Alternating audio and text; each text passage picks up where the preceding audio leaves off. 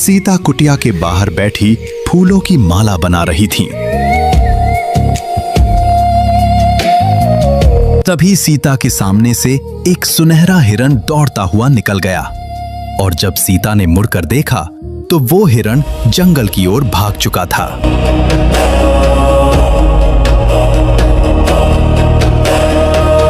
सुनहरे हिरण को देखकर सीता आश्चर्य में पड़ गईं। वो उसकी ओर बढ़ ही रही थीं कि सामने से श्री राम आते दिखाई दिए। मुझे वो स्वर्ण मृग ला दीजिए स्वामी। क्या आप मेरे लिए ये कर सकते हैं? अपनी पत्नी की इच्छा पूर्ण करने के लिए श्री राम वन की ओर बढ़ गए।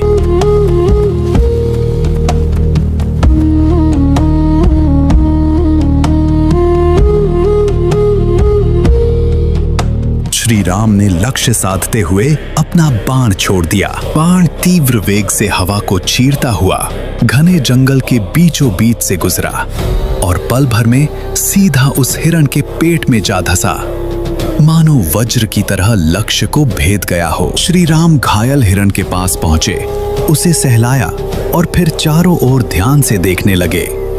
तभी लक्ष्मण, मैंने अभी कुछ आवाज सुनी है। तुम अपने भैया के पास जाओ और भैया को बोलो लौट आए। माता सीता की रक्षा हेतु लक्ष्मण ने मंत्रों का उच्चारण करते हुए अपने धनुष से लक्ष्मण रेखा खींच दी। माते, इस रेखा के बाहर कदम मत रखिएगा। ये लक्ष्मण रेखा मैंने आपकी सुरक्षा हेतु खींच दिया है।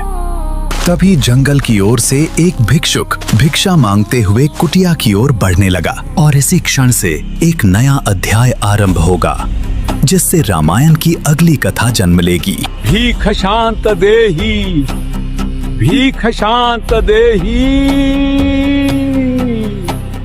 भिक्षुक को देखकर सीता कुटिया से बाहर आ गईं।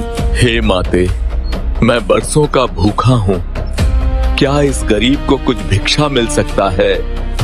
क्यों नहीं, घर आए भिक्षुक को मैं कैसे मना कर सकती हूँ। अभी रुकिए, मैं कुछ लाती हूँ।